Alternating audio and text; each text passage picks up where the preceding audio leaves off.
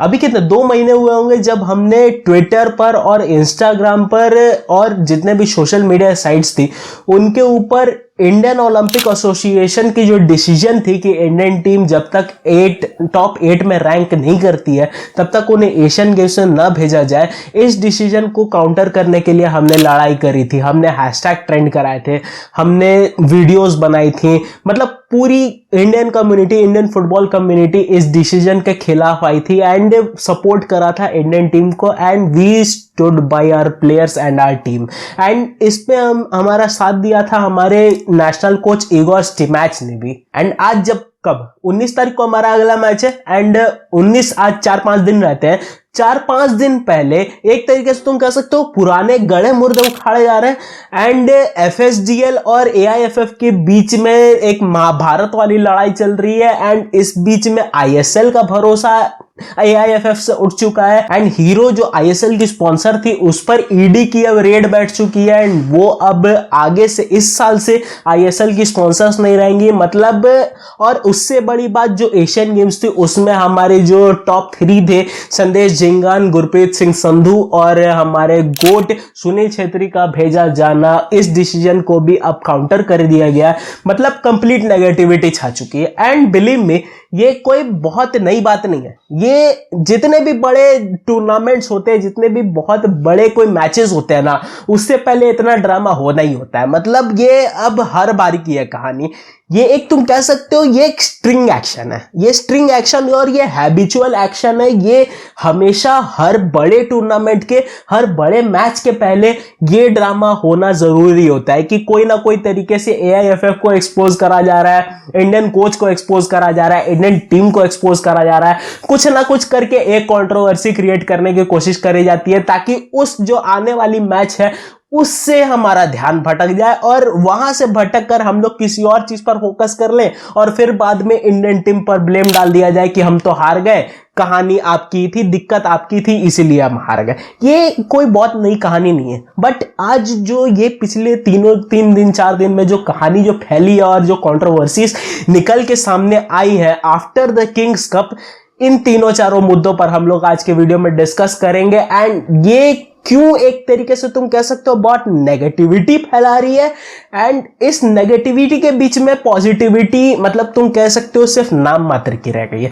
खैर इतना जो बड़ा बवाल है ये हमें एक पिवट पॉइंट पर लेकर आता है जिसके खिलाफ तुम कह सकते हो कि यही इसी के आसपास ही ये पूरा मुद्दा शुरू हुआ है जो कि है एस्ट्रोलॉजी वाली कहानी। अब पूरा डिटेल में व्याख्या मैं तुम्हें दे देता हूं कि पिछले साल जब एशियन गेम्स के क्वालिफाइंग राउंड चल रही थी तब उस समय के AIFF president Kusal Das and हमारे इंडियन टीम के कोच इगोर स्टिमैच पे ऐसे एलिगेशंस लगे थे कि वो किसी एस्ट्रोलॉजर से डिस्कस कर रहा है इंडियन प्लेइंग लाइन के बारे में। मतलब कि एक एस्ट्रोलॉजर है उससे डिस्कस करा जा रहा है कि भैया कौन सा प्लेइंग 11 हम उनके जैसे जो ग्रह नक्षत्र हैं उनके अनुसार कौन सी प्लेइंग 11 खिला सकते हैं कि वो इंडियन टीम को एक बेटर सूट कर जाए एंड इंडियन टीम को एक विक्ट्री दिला सके। एंड ये एस्ट्रोलॉजर का नाम है भूपेश शर्मा। अब आगे बढ़ने से पहले मैं तुम्हें थोड़ा सा भूपेश शर्मा का थोड़ा बैकग्राउंड दे देता हूं बिकॉज भूपेश शर्मा तुम कह सकते हो एक जाना माना नाम है। मतलब इंडियन टेलीकॉम इंडस्ट्री में एक जाना माना नाम है। मतलब तुम कह सकते हो जब जियो 4G जब निकलने वाला था उससे पहले भूपेश शर्मा ने ही डिटेल्स बताई थी कि किस दिन जियो 4G को निकाला जाना चाहिए। मैं झूठ नहीं बोला हूं, इसके ऊपर डेक्कन क्रॉनिकल्स में एक रिपोर्ट भी निकली थी, जाकर पढ़ लेना। अगर मुझे मिलेगी तो मैं स्क्रीनशॉट डाल दूंगा बट तुम जाके पढ़ सकते हो इसके बारे में। तो भूपेश शर्मा तुम कह सकते हो कि भूपेश शर्मा एक जाना माना नाम है एंड उस बंदे से हमने इंडियन टीम ने तुम कह सकते हो एआईएफएफ के प्रेसिडेंट कुशल दास ने एंड हमारे जो सीनियर टीम के कोच इगोर स्टिमैच ने जिन पर हम इतना ज्यादा भरोसा करते हैं उन सब ने प्लेयर्स के नाम और उनके पूरे डिटेल्स, बर्थ डेट, जो तुम्हें चाहिए होती है, जो ग्रह नक्षत्र होती है उनकी डिटेल्स निकालने के लिए वो सब भूपेश शर्मा को बता दिए जो कि तुम कह सकते हो बहुत उसमें कॉन्फिडेंशियल डेटा भी थी। एंड ये जो पूरा मुद्दा है ये तुम्हें कहीं ना कहीं सोचने पर मजबूर कर देता है कि क्या हार्ड वर्क सच में टैलेंट और किस्मत को बीट कर सकता है।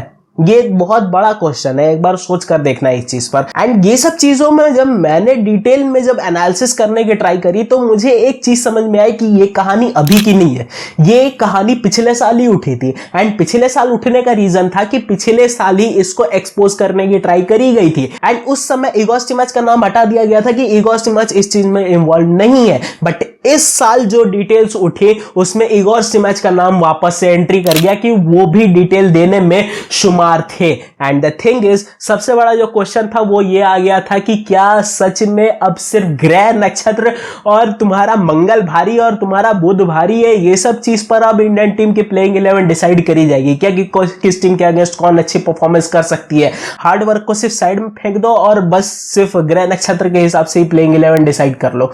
बट देन अगेन कल भाईचुंग भूटिया की जो इंटरव्यू आई उसने तुम कह सकते हो बहुत ज्यादा जो मिसकंसेप्शंस थे उसको क्लियर आउट करने की ट्राई करी एंड उन्होंने सीधे से बताया कि ये कोई नई बात नहीं है, ये कोई आज की कोई करंट इशू नहीं है, ये बहुत समय से चल रही है।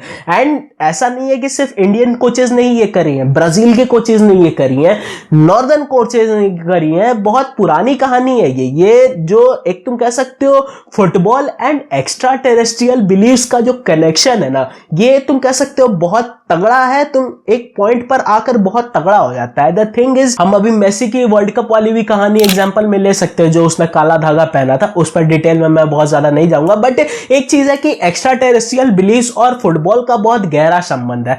बट देन अगेन ये हमें वापस उसी पॉइंट पर लाकर पटक देता है कि क्या सच में हार्डवर्क बीट कर सकती है टैलेंट को और जो किस्मत होती है तुम्हारी उसको, या फिर सब बस किस्मत का ही खेल है एंड हार्डवर्क भी किस्मत की ही एक रेलेवेंट पॉइंट है। एंड ये जो पूरा बवाल है ये हमें डायरेक्टली जोड़ देता है AIFF और FSDL के बीच में जो महाभारत चल रही है उसके बीच में। एंड द थिंग इज कि AIFF और FSDL के बीच में सच में बहुत बड़ी कहानी चल रही है, क्योंकि देखो AIFF का अभी तुमने कल परसों के वीडियो में मैंने तुम्हें बताया था कि AIFF ने रिटर्निंग टिकट्स किसी भी प्लेयर को नहीं दिए एंड जो भी प्लेयर जिनका नेम शॉर्ट लिस्टेड था एशियन गेम्स के लिए उन सब के पासपोर्ट भी ले लिए गए थे।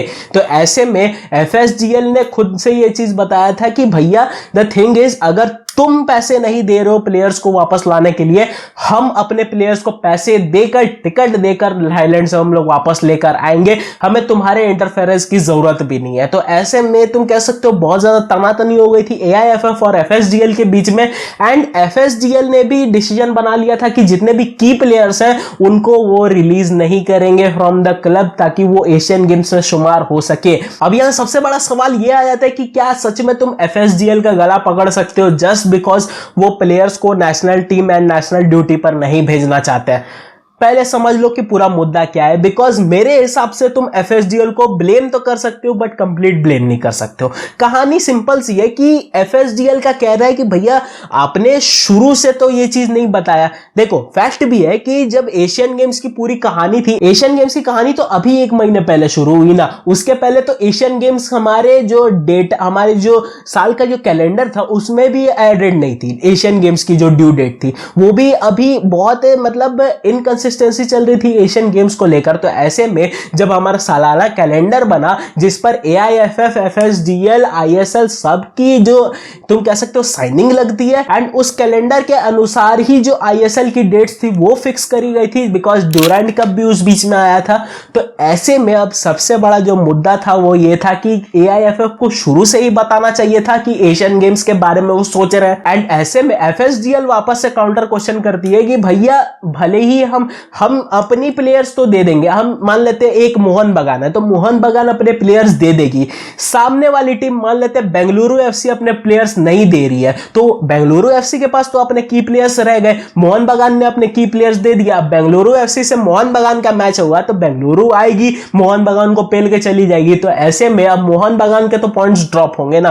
तो ऐसे में अब मोहन बगान इस चीज को काउंटर करने के लिए क्या करेगी, बिकॉज मॉनेटरी एस्पेक्ट्स में भी अगर मदद मांगेगी तो तुम तो भैया हाथ खड़े कर दोगे सीधे से? एआईएफएफ तो सीधा से हाथ खड़े कर देगी कि आपका जो प्रॉब्लम है, आपका ओन प्रॉब्लम है, वो आपने नेशनल ड्यूटी पर भेजा था, जो कि गलत बात भी नहीं है कि नेशनल ड्यूटी हमेशा सबसे पहले आती है। बट देन सेकेंड कंडीशन में हमें क्लब के मॉनेटरी एस्पेक्ट के बारे में तो सोचना होगा, बिकॉज ये जो बहुत बड़ा मुद्दा है क्लब के मॉनेटरी एस्पेक्ट का, ये सच में बहुत बड़ा इशू है। बिकॉज तुम कह सकते हो आईएसएल एक तरीके से घाटे में चल रही है, एक घाटे वाली बिजनेस है, एंड हर क्लब को अपने प्रॉफिट के बारे में सोचना पड़ रहा है जस्ट बिकॉज उस क्लब का नेम और फेम बचाने के लिए। तो ऐसे में अब क्लब अपने नेम फेम दांव पर लगाकर क्या सच में अपने की प्लेयर्स को इंटरनेशनल ड्यूटी पर भेजना चाहेगी? एंड वो ये चीज सोचेगी कि इंटरनेशनल ड्यूटी पर प्लेयर चलेगा, इसलिए क्लब को ही बंद कर दो। ये चीज ना तो कभी पॉसिबल थी, ना तो कभी पॉसिबल आगे होने वाली है।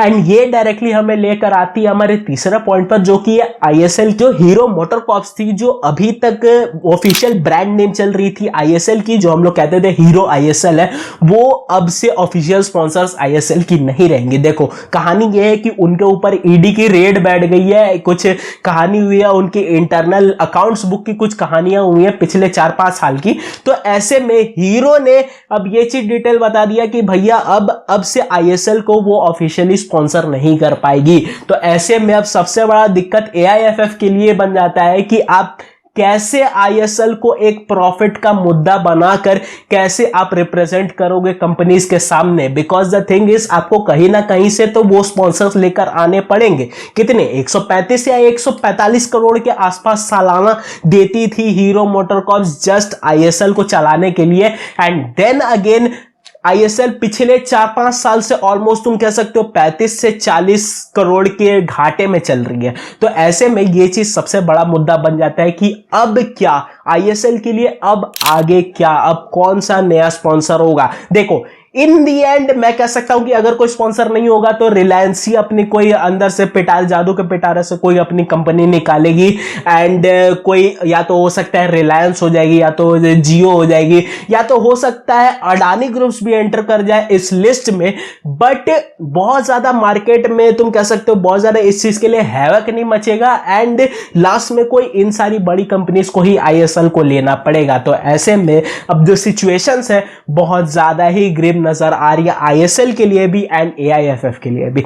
बट अब वीडियो को थोड़ा सा कंक्लूड करते हुए मैं तुम्हें थोड़ा सा अब पॉजिटिव न्यूज भी दे देता हूं। बिकॉज कुछ पिछले घंटों में एआईएफएफ एंड एफएसडीएल के बीच में थोड़ा सा तुम कह सकते हो संबंधों में थोड़ी सी मिठास आई है। And the thing is, FSDL ने फाइनली ये चीज रियलाइज करा है कि जो बड़े प्लेयर्स हैं, जो की प्लेयर्स हैं, उनको भेजा जाना चाहिए। तो ऐसे में सबसे बड़े जो हमारे की प्लेयर है सुनील छेत्री, वो अब एशियन गेम्स में इंडियन टीम को ज्वाइन करेंगे as a striker and as a captain. And हमारे जो बॉस है, जो हमारे गाफर है ईगोर सिमैच, वो भी अब इंडियन टीम को ज्वाइन करेंगे। और ऐसे में 1-2 की प्लेयर्स और भी ज्वाइन कर सकते हैं। अभी जो मीटिंग चल रही है एआईएफएफ एंड एफएसडीएल के बीच में, वो मीटिंग कंक्लूड होते होते तक तो तुम्हें शायद गुरप्रीत सिंह संधू एंड शायद संदेश झिंगन भी ज्वाइन करते हुए दिखे इंडियन नेशनल टीम को। तो मैं कह सकता हूं कि ये बहुत बड़ी पॉजिटिव न्यूज है, जो इतनी ज्यादा नेगेटिविटी फैली हुई थी इन सारी नेगेटिविटी के बीच में। खैर that's it for today guys, hope ये वीडियो तुम्हें अच्छी लगी हो। ये थोड़ा सा डिटेल था जिसके ऊपर मैं कहता हूं, मैं सोचता हूं कि मेरा बोलना बहुत ज्यादा जरूरी था। Because the thing is, Indian football और पॉलिटिक्स का बहुत शुरू से ही मामला हमेशा गर्मा गर्मी वाला ही रहता है। एंड द थिंग इज, ये हर बार का ही है और ये कोई बहुत नई बात नहीं है। तुम भी जानते हो ये चीज, मैं भी जानता हूँ ये चीज, ये पूरा इंडिया जानता है, पूरी इंडियन फुटबॉल कम्युनिटी जानती है। खैर होप ये वीडियो तुम्हें अच्छी लगी। वीडियो अगर अच्छी लगी तो वीडियो को लाइक कर देना, चैनल को सब्सक्राइब कर देना। मुझे पता है कि इस वीडियो में बहुत ज्यादा नेगेटिविटी शुरू से लेकर एंड तक थी, बट सिचुएशंस अब थोड़ा सा हैंडल होती जा रही है। खैर मैं बताता हूँ तुमसे किसी और दिन किसी और नए टॉपिक पर। Signing out.